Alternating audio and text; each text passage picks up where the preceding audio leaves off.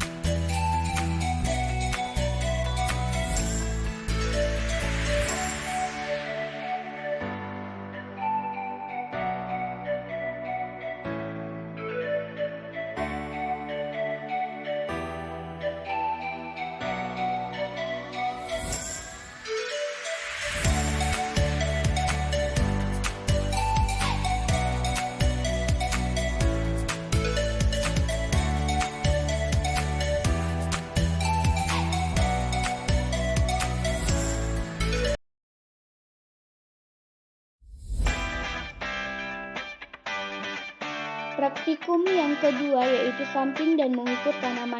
Adapun tujuan dari praktikum ini yaitu untuk memberikan pemahaman dan keterampilan kepada mahasiswa untuk memperoleh sampel tanah dan tanaman representatif di lapangan untuk keperluan analisis parameter fisik kimia tanah dan jaringan tanaman. Adapun langkah kerja dalam praktikum ini yaitu pilih secara acak 5-10 tanaman yang ada di daerah tersebut. Kemudian lakukan pengukuran terhadap tinggi tanaman yang diukur dari pangkal batang sampai ujung daun atau titik tumbuh paling atas dari tanaman menggunakan alat ukur.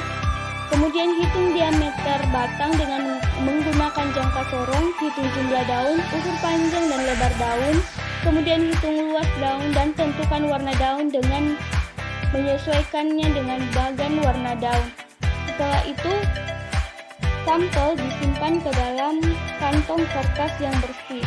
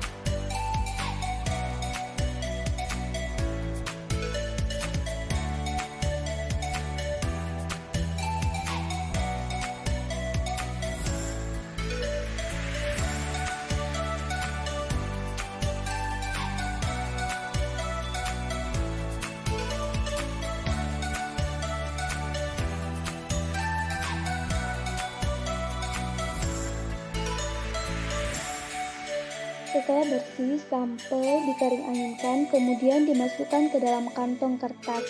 Nah, setelah dimasukkan ke dalam kantong kertas, kemudian sampel tersebut di oven dengan suhu 60 derajat Celcius selama 1-2 jam tergantung tipe tanaman dan waktu bisa lebih dari 2 jam. Prinsipnya sampai beratnya menjadi konstan. Setelah di oven, sampel tanaman kembali ditimbang. Nah, tujuannya yaitu untuk mengetahui apakah berat dari sampel tanaman tersebut telah konstan. Langkah berikutnya, hancurkan jaringan tanaman sampai ukuran saringan lolos 1,00 mm atau 20 mesh. Menggunakan mesin penggiling bermata pemotong dari bahan stainless. Setelah menggiling setiap sampel, bersihkan penggiling menggunakan sikat atau sistem vakum. Sampai lolos saringan, disimpan dalam wadah